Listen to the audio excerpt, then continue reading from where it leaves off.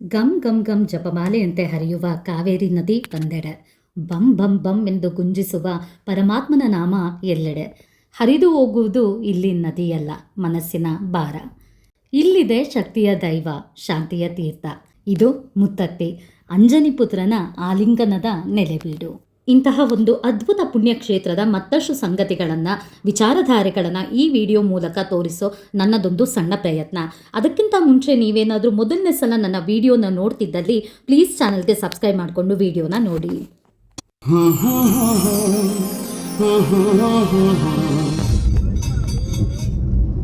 ಹೇ guys, ಎಲ್ರಿಗೂ ನಮಸ್ಕಾರ. Welcome back to another vlog. ನಾವಿವತ್ತು ಮುತ್ತತ್ತಿಗೆ ಹೋಗ್ತಾ ಇರೋದು ಬೆಂಗಳೂರಿಂದ. ನಮ್ಮನೆಯಿಂದ ಸುಮಾರು 100ರಿಂದ 110 ಕಿಲೋಮೀಟರ್ ಆಗುತ್ತೆ ಮುತ್ತತ್ತಿಗೆ.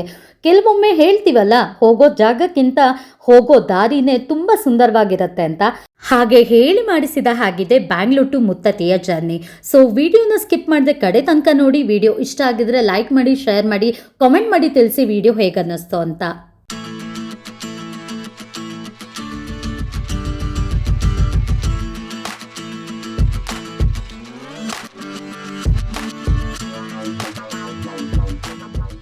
ಕೆಲವೊಮ್ಮೆ ಹೋಗೋ ದಾರಿನೇ ತುಂಬ ಸುಂದರವಾಗಿರತ್ತೆ ಅಂತ ಹೇಳೋದು ಇದಕ್ಕೆ ಅನಿಸುತ್ತೆ.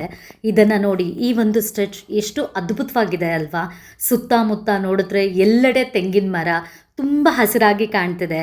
ಮೇಲ್ಗಡೆ ನೋಡಿದ್ರೆ ತಿಳಿ ನೀಲಿ ಬಣ್ಣದ ಆಕಾಶ. ವಾವ್ ಅನ್ಸುತ್ತೆ, ನಿಜವಾಗ್ಲೂ ಅದ್ಭುತ. ಮುತ್ತತ್ತಿ ಮಂಡ್ಯ ಜಿಲ್ಲೆಯ ಮಳವಳ್ಳಿ ತಾಲೂಕು ಹಲಗೂರು ಹೋಬಳಿಯಲ್ಲಿ ಬರುತ್ತೆ. ನಾವಿವತ್ತು ನಮ್ಮದೇ ಗಾಡಿಯಲ್ಲಿ ಹೋಗ್ತಿರೋದ್ರಿಂದ ನಮ್ಮನೆಯಿಂದ ನೇರವಾಗಿ ನಾವು ದೇವಸ್ಥಾನದ ಹತ್ರನೇ ಇಳ್ಕೊಳ್ತಾ ಇದ್ದೀವಿ. ಮಧ್ಯ ಎಲ್ಲೂ ನಿಲ್ಲಿಸ್ತಾ ಇಲ್ಲ.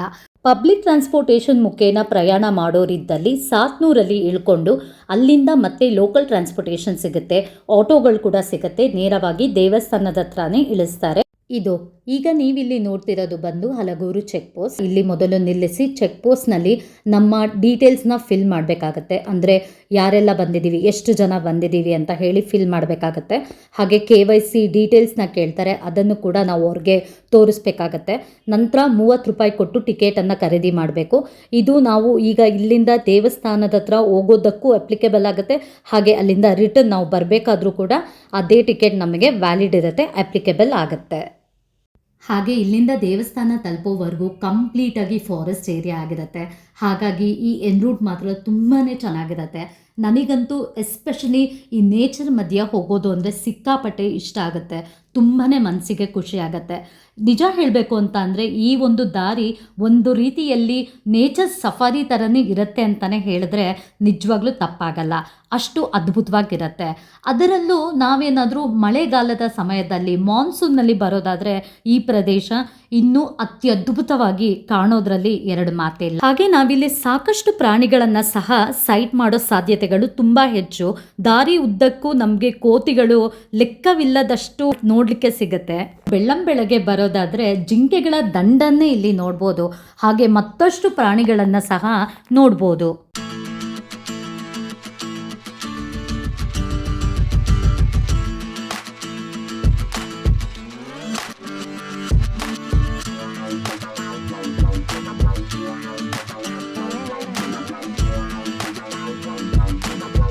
ಮುತ್ತತ್ತಿಗೆ ಸಾಕಷ್ಟು ಜನ weekend get away, one day trip, one day outing ಅಥವಾ ಟ್ರೆಕ್ಕಿಂಗ್ ಅಂತ ಹೇಳಿ ಬರೋದು ಸರ್ವೇ ಸಾಮಾನ್ಯ. ಆದರೆ ಇದು ಕೇವಲ ಪಿಕ್ನಿಕ್ ಸ್ಪಾಟ್ ಅಲ್ಲ. ಮುತ್ತತ್ತಿಯ ಜೊತೆಗೆ ಸಾಕಷ್ಟು ಪೌರಾಣಿಕ ಹಿನ್ನೆಲೆ ತಳುಕು ಹಾಕೊಳ್ಳುತ್ತೆ. ಅದರಲ್ಲಿ ಮೊದಲನೆಯದು ಮುತ್ತತ್ತಿಯಲ್ಲಿ ಹೇಗೆ ಹನುಮಂತ ಹುಟ್ಟಿಕೊಂಡದ್ದು ಅನ್ನೋದು. ಒಂದು ಮೂಲದ ಪ್ರಕಾರ ಮಕ್ಕಳಿಲ್ಲದೆ ದುಃಖದಲ್ಲಿದ್ದ ಅಂಜನಾ ದೇವಿಯು ಇದೇ ಕಾವೇರಿ ದಡದಲ್ಲಿ ಭಕ್ತಿಯಿಂದ ದೇವರನ್ನು ಪ್ರಾರ್ಥಿಸಿದ ವೇಳೆ ವಾಯುದೇವರು ಆಶೀರ್ವದಿಸಿ ಆಂಜನೇಯನ ಜನನವು ಈ ಪುಣ್ಯ ಭೂಮಿಯಲ್ಲಿ ಸಂಭವಿಸಿದೆ ಅಂತ ನಂಬಿಕೆ ಇದೆ. ಇದಕ್ಕೆ ಸರಿಯಾಗಿ ತಾಳೆ ಹೊಂದುವಂತೆ ಒಂದು ನೈಜ ಸಂಗತಿ ಅಂದರೆ ಗಂಡು ಸಂತಾನ ಬೇಕೆಂದು ಇದೇ ದೇವರಲ್ಲಿ ಒಬ್ಬ ದಂಪತಿ ಸಂಕಲ್ಪವನ್ನು ಮಾಡ್ತಾರೆ. ಅವರ ಹರಕೆಯ ಫಲವಾಗಿ ಅವರಿಗೆ ಗಂಡು ಮಗುವೆ ಜನಿಸುತ್ತೆ. ಆ ಮಗುವಿಗೆ ನಂತರದ ದಿನದಲ್ಲಿ ಮುತ್ತುರಾಜ ಅಂತಲೇ ಅವರು ನಾಮಕರಣವನ್ನು ಮಾಡ್ತಾರೆ. ನಂತರ ಆ ಮಗು ಬೆಳೆದು ನಮ್ಮ ಕನ್ನಡ ಕುಲ ತಿಲಕ ಆಗ್ತಾರೆ. ಕನ್ನಡದ ಕುವರನು ನಾನೇ, ರಣರಂಗ ಗಂಡುಗಲಿ ನಾನೇ, ಆನಂದ ಸವ್ಯಸಾಚಿ ನಾನೇ, ನಿಮ್ಮ ಪ್ರೀತಿ ಮುತ್ತನ್ನ. ಈ ಇಲ್ಲಿ ಹನುಮಂತನಿಗೆ ಮುತ್ತುರಾಯ ಅಂತಲೇ ಯಾಕೆ ಕರೆಯೋದು ಅನ್ನೋದನ್ನು ನೋಡೋದಾದರೆ, ಹಿಂದೆ ರಾಮ ಲಕ್ಷ್ಮಣರ ಸಮೇತರಾಗಿ ಸೀತಾಮಾತೆ ಇಲ್ಲಿ ತಂಗಿದ್ದು ಇದೇ ಕಾವೇರಿ ನದಿ ದಂಡೆಯಲ್ಲಿ ಸ್ನಾನವನ್ನು ಮಾಡುವ ವೇಳೆ ಅವರ ಮುತ್ತಿನ ಮೂಗುತಿ ನದಿಯಲ್ಲಿ ಬಿದ್ದು ಹೋಗುತ್ತೆ. ಆಗ ಹನುಮಂತ ಆ ನದಿಯಿಂದ ಆ ಪುಟ್ಟ ಮೂಗುತಿಯನ್ನು ಸಹ ಬಿಡದೆ ಹುಡುಕಿ ತರುತ್ತಾನೆ. ಮುತ್ತಿನ ಮೂಗುತಿಯನ್ನು ಎತ್ತಿ ತಂದಿದ್ದರಿಂದ ಮುತ್ತೆತ್ತಿದ ರಾಯ ಅಂತ, ನಂತರ ಕಾಲಕ್ರಮೇಣ ಆಡುಭಾಷೆಯಲ್ಲಿ ಮುತ್ತತ್ತಿ ಅಂತ ಇಲ್ಲಿ ಚಾಲ್ತಿಗೆ ಬಂದಿರೋ ಅಂಥದ್ದು. ನಾವೀಗ ತಲುಪಿದ್ದೀವಿ ದೇವಸ್ಥಾನದ ಹತ್ರ. ಹಾಗೆ ಮೊದಲನೇದಾಗಿ ಹೊಳೆ ಹತ್ರ ಹೋಗ್ತಾ ಇದ್ದೀವಿ ಈಗ.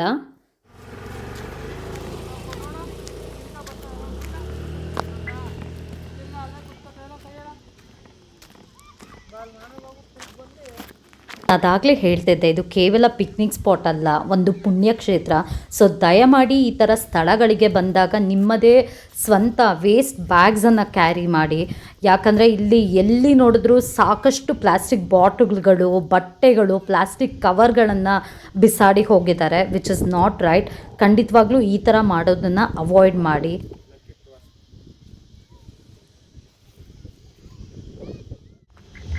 ಗೈಸ್, ನಂದೊಂದು ಸಿನ್ಸಿಯರ್ ರಿಕ್ವೆಸ್ಟು, ವಿಡಿಯೋ ಯಾರು ನೋಡ್ತಿದ್ದೀರಾ ನಿಮ್ಮ ಫ್ರೆಂಡ್ಸ್ ಜೊತೆ ಕೂಡ ಶೇರ್ ಮಾಡಿ. Such a Holi place guys.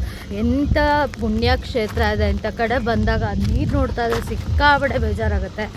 ತುಂಬಾ ಗಲೀಜು ಮಾಡಿದ್ದಾರೆ. Please don't litre. ಎಷ್ಟು ಚೆನ್ನಾಗಿದೆ ಹರಿಯೋ ನೀರದು, ಬಟ್ ಅಷ್ಟು ಗಲೀಜು ಮಾಡಿದ್ದಾರೆ. ನಾವು ತಿಳ್ಕೊಬೇಕು, ಅರ್ಥ ಮಾಡ್ಕೋಬೇಕು ದಟ್ ಈ ಥರ ಜಾಗಗಳಿಗೆ ಬಂದುಬಿಟ್ಟು ಗಲೀಜು ಮಾಡಿಬಿಟ್ಟು ಹೋಗೋದು ಇಸ್ ಡೆಫಿನೆಟ್ಲಿ ನಾಟ್ ಅಕ್ಸೆಪ್ಟೆಡ್. ಈಗ ನಾವಿದ್ದೀವಿ ದೇವಸ್ಥಾನದ ಮುಂದೆ. ಇದೆ ಹೆಬ್ಬಾಗ್ಲು. ಹಾಗೆ ಸುತ್ತಲೂ ಸಾಕಷ್ಟು ಅಂಗಡಿಗಳು ಇರುತ್ತೆ, ಏನೇ ಬೇಕಾದರೂ ಖರೀದಿ ಮಾಡಲಿಕ್ಕೆ. ಹಾಗೆ ಬಾಡಿಗೆಗೆ ಪಾತ್ರೆಗಳು ಸಹ ಸಿಗುತ್ತೆ. ಅಡಿಗೆ ಮಾಡ್ಕೊಳ್ಳೋರಿದ್ದಲ್ಲಿ ನದಿ ದಂಡೆಯಲ್ಲಿ ಅಡಿಗೆಯನ್ನು ಮಾಡ್ಕೋಬೋದು. ಪೂಜೆ ಸಾಮಗ್ರಿಗಳಿಂದ ಹಿಡಿದು ಪ್ರತಿ ಒಂದು ವಸ್ತುನೂ ನಿಮಗೆ ಇಲ್ಲೇ ಸಿಗುತ್ತೆ, ಇಲ್ಲೇ ಕೊಂಡ್ಕೊಳ್ಬೋದು. ಅಥವಾ ನೀವು ಮನೆಯಿಂದ ತೊಗೊಂಡು ಬಂದಿರ್ತೀನಿ ಅಂತ ಹೇಳೋದಾದರೆ ಹಾಗೂ ಸಹ ಮಾಡ್ಕೊಳ್ಬೋದು. ಆದರೆ ಒಂದು ಗಮನದಲ್ಲಿರಲಿ, ಸಾಕಷ್ಟು ಕೋತಿಗಳು ದೇವಸ್ಥಾನದ ಆವರಣದಲ್ಲಿ ಇರೋದ್ರಿಂದ ನಿಮ್ಮ ವಸ್ತುಗಳನ್ನು ನೀವೇ ಸ್ವಲ್ಪ ಜೋಪಾನವಾಗಿ ಇಟ್ಕೊಳ್ಬೇಕು. ಯಾಕಂದರೆ ಅದು ಏನೋ ಕೊಡ್ತಾರೆ ಅಂತ ಹೇಳಿ ನಿಮ್ಮ ಹತ್ರ ಬರುತ್ತೆ. ಹಾಗಾಗಿ ಸ್ವಲ್ಪ ಹುಷಾರಾಗಿ ಇರಿ. ದೇವಸ್ಥಾನ ಎಂಟರ್ ಆಗ್ತಿದ್ದಾಗೆ ನಿಮ್ಮ ಎಡಭಾಗದಲ್ಲಿ ನೇರವಾಗಿ ಹೋದರೆ ಕಾಲು ತೊಳ್ಕೊಳ್ಳಿಕ್ಕೆ ಅಂತ ಹೇಳಿ ಜಾಗವನ್ನು ಮಾಡಿದ್ದಾರೆ. ಸಾಕಷ್ಟು ನಲ್ಲಿಗಳು ಅಲ್ಲಿವೆ, ಕಾಲು ತೊಳ್ಕೊಂಡು ದೇವಸ್ಥಾನಕ್ಕೆ ಹೋಗ್ಬೋದು. ಹಾಗೆ ಬಲಭಾಗಕ್ಕೆ ನೀವು ನೋಡೋದಾದರೆ ಆ ಕಡೆ ಟಾಯ್ಲೆಟ್ ಫೆಸಿಲಿಟೀಸ್ ಕೂಡ ಮಾಡಿದ್ದಾರೆ. ಸೊ ನೀವು ಏನಾದರೂ ಯೂಸ್ ಮಾಡೋರಿದ್ದರೆ ಅಲ್ಲಿ ಯೂಸ್ ಮಾಡ್ಕೊಳ್ಬೋದಾಗತ್ತೆ. ಯಾವುದೇ ರೀತಿ ಶುಲ್ಕಗಳು ಅಲ್ಲಿ ಇರೋದಿಲ್ಲ. ಬನ್ನಿ ಈಗ ಕಾಲು ತೊಳ್ಕೊಂಡು ನನ್ನ ಜೊತೆಗೆ ನೀವು ಸಹ ದೇವರ ದರ್ಶನವನ್ನು ಮಾಡಿರಂತೆ. ಹಾಗೆ ನಾವು ಬಂದಿರೋದು ವೀಕ್ ಡೇಸ್ನಲ್ಲಿ, ಹಾಗಾಗಿ ಸಾಕಷ್ಟು ಜನ ಇಲ್ಲಿ ಸೇರಿಲ್ಲ. ಬದಲಿಗೆ ವಾರಾಂತ್ಯದಲ್ಲಿ ಬರೋದಾದರೆ ಸಾಕಷ್ಟು ಜನ ಇಲ್ಲಿ ಸೇರ್ತಾರೆ. ಜೊತೆಗೆ ಶ್ರಾವಣ ಮಾಸದಲ್ಲಿ ವಿಶೇಷವಾದಂತಹ ರಥೋತ್ಸವ, ಪೂಜೆ ಇತ್ಯಾದಿಗಳು ಇಲ್ಲಿ ನಡೆಯುತ್ತೆ. ಆ ಸಮಯದಲ್ಲಿ ಬಂದರೆ ಸಿಕ್ಕಾಪಟ್ಟೆ ಚೆನ್ನಾಗಿರುತ್ತೆ ಇಲ್ಲಿ ನೋಡಲಿಕ್ಕೆ.